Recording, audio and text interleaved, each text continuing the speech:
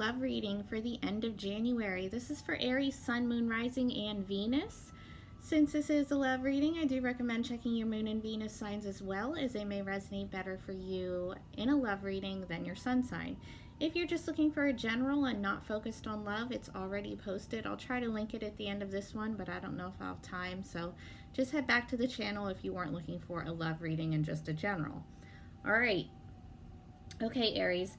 So for me as a reader, the overall energy is always the person that I'm reading for. Now, whether that's you, Aries, or you cross-watcher, whoever's watching this video right now, it would be the energy that you are taking on during this time period. Everything else is interchangeable. It can be for you or the person that you're dealing with, okay? Okay. All right, so you're overall from the Gospel of Aradia Oracle, which I love. You actually have the Gospel. Imagine that. The Gospel. Okay, so seek guidance from a number of sources. Seek the truth. What are your values? Can you make value-based decisions? Wisdom is not the same as information. There is magic in the world, and we can make our own magic too. A gospel need not be of ink and paper, be it best if it's action, memory, and voices vapor. Okay, so this doesn't have anything to do with religion. Let me just throw this out there. But if you are a religious person, seek guidance however you normally would in that aspect, okay? That's not what it is for me in my world, but if that's what it is for you, then have at it, okay?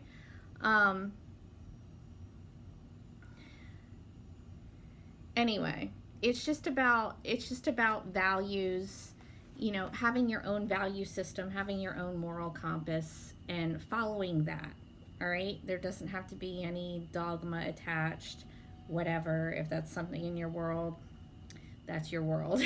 It's not mine. But just, you know, seek out your own truth and live by your own truth, and get in touch with your own values and figure out yourself, pretty much. Get to know yourself. All right, and with that, you have the shadow side reverse. This is the Devil card, so this is definitely one that you want to be reversed. So it's breaking toxic patterns. It's coming out of, you know, a situation that you might have felt bound to, whatever that is for you. If it's an actual toxic relationship, or if it's just behavior patterns, addictions, you know, it's kind of not living in fear, right? Not living like if you stop doing something, you know, your world's going to fall apart. It's kind of, it's releasing of anything that's toxic, anything that's fear-based, anything that's holding you back. All right? It's getting in touch with your shadow side and bringing those fears to light so that you can resolve them and move forward in your life, right? All right, let's clarify. Clarify the shadow side reverse for Aries.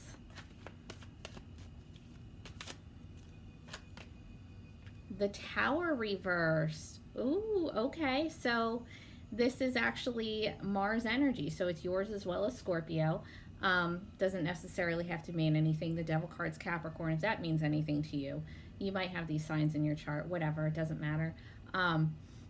Either way, the Tower reverse. So you are either trying to put back something that fell apart, something that crumbled. Obviously, this is a love relationship, so it would be like a love relationship that completely fell apart and you're trying to rebuild it, or you are really trying to avoid one falling apart. Like something is on the verge of crumbling and you're trying your damnedest to hold it the hell together. But with the shadow side reverse, if it's something that you are trying to put back together, you're needing to release toxic behavior patterns before it can be rebuilt. If it's something that you're trying to hold on to, you might want to look at why you're doing that. Why are you trying to hold on to it so hard? Is it because of fear? Is it because you feel bound to it because you don't know any different? Pay attention to that, okay? Let's see what this Tower reverse is all about for you. This is a heavy-ass reading, guys. The Devil and the Tower together as your energy. Yeah, the Ten of Wands. So you're feeling real burdened. You're exhausted. You're drained. There's really not much more you can take. You're at your limit, basically. Um, Now, the good thing about the Ten of Wands is it is a 10. It is the end. It's not going to get any heavier than it is right now. Where you're at right now, you are at your limit. Like, no doubt. You're not going to pile anything else on. You're going to fall over if you do. So you need to drop some shit here. If it's some toxic behavior patterns, again, drop them. It's exhausting, it's draining you. If it's a relationship that you feel bound to, but it's not working, it's toxic, it's trying to fall apart, let it fall apart. Because holding it up is it's just gonna weigh you down, right? If that's the case for you. If it's a relationship that you're trying to put back together that has already fallen, there's a lot of stuff that you're going to have to let go of in order to make it work. You know, whatever happened to cause this tower moment, you know, if you're willing to stay with someone or go back to someone that you've been through a lot of shit with, you have to let that go. Otherwise, it's not going to progress. You're going to end up in the same position. Okay? All right. Let's move on to the rest of the reading. Your recent past. You have the Ace of Pentacles. This is a new beginning. This is Earth energy, Virgo, Taurus, Capricorn, but it is a brand new beginning. It is a gift from the universe. It could be a new beginning in an existing relationship. It could be a new beginning with a brand new relationship, but it is stable. It is committed. It is long term. All right. All right. Now in your present though, what's up? What is up, Aries?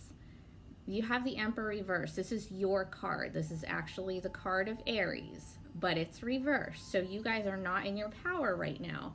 You're feeling really out of control, like you have zero control over your own life, you know, out of sorts. And it's because you're releasing toxic shit in your life that, I mean, none of that's comfortable, all right? So it's going to make you feel not like yourself.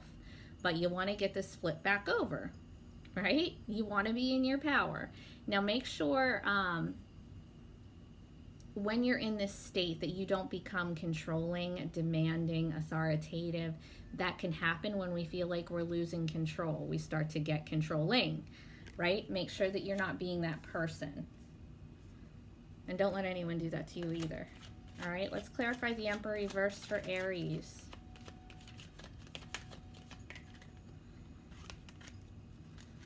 Clarify the Emperor reversed for Aries.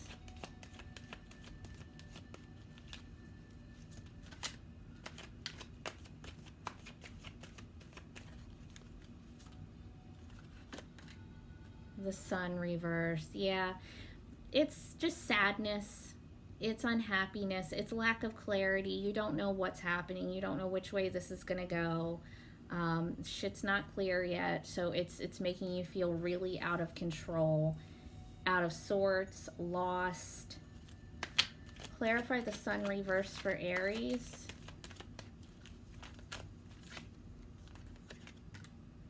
The Ace of Pentacles again. Okay, look at this, guys. You have the Ace of Pentacles here twice. So while all this shit is going on for you and it's heavy and it's draining and you're feeling like a piece of garbage, there is a new beginning here. There is. There always is after some shit like this, okay? Again, Virgo, Taurus, Capricorn doesn't have to mean anything. All it means is when this new beginning comes for you, trust that it is stable, more stable than what you have going on right now. Whether it's with the same person or another one, it's going to get better. It's just, it has to completely change. Now, whether that's letting go of the person, or just completely changing the relationship, I don't know, but there is this new beginning here for you. Let's clarify this Ace of Pentacles. Clarify the Ace of Pentacles for Aries in love, end of January. Clarify this Ace of Pentacles. That's too many, sorry guys. Clarify the Ace of Pentacles for Aries. The Seven of Cups. Okay. So if you're ending a relationship, you may have a lot of different options to pick from. Now, I mean, that could be a bunch of different people, or it could just be different ways that you want your life to go, okay? That's up to you what you want to do with those options. But it can also be confusion, lack of clarity. Again, like you have the sun reversed here, and I think it's because there's just so much going on with you right now that you're just foggy. You're confused, you're foggy. You can't see that there's going to be this new beginning because there's just too much going on right now. You can't see past what's going on to see that it will be better in the future. All right? Just try to keep that in mind. I mean, get through this however you get through it, but keep that in mind that it is going to get better. You do have this new beginning. It's hard to see right now, but it is there, okay? All right, your immediate future. The Eight of Cups reversed. Cancer, Scorpio, Pisces. With the Eight of Cups reversed, it's a not letting go of something. So you could either be going back to someone that you had previously left. Someone could be trying to come back to you, or you're just making the decision to not walk away from a situation where that was on the table, where walking away was a potential outcome, right? It's like, you know, a situation where you put a lot of time and love into it and you didn't feel like you were getting anywhere, or something happened where something just went to shit, basically. And you could have either left or you could have stayed, and it's a choosing to stay, or it's choosing to go back to a situation that you have previously left. All right. Let's see. Wow, that was quick. The Hierophant reverse. This is Taurus energy if you're dealing with a Taurus, if you were dealing with a Taurus in the past, but this is a break in a commitment. So it's going back to something that was a breakup before, right? It's a lack of commitment. So you may have left a situation that it could have been an actual marriage with the Hierophant, definitely, or a very serious commitment, and it ended, right? The commitment ended. There was no commitment, but you may be going back to it, or they might be coming back to you, right? Okay. Ooh, this is a heavy one, guys. All right, your potential obstacle. You have the Two of Cups. Water energy, Cancer, Scorpio, Pisces. So as an obstacle, guys, this is a strange one because this is one of the best cards that you can get in a love reading. So it's not one that you would generally see as an obstacle.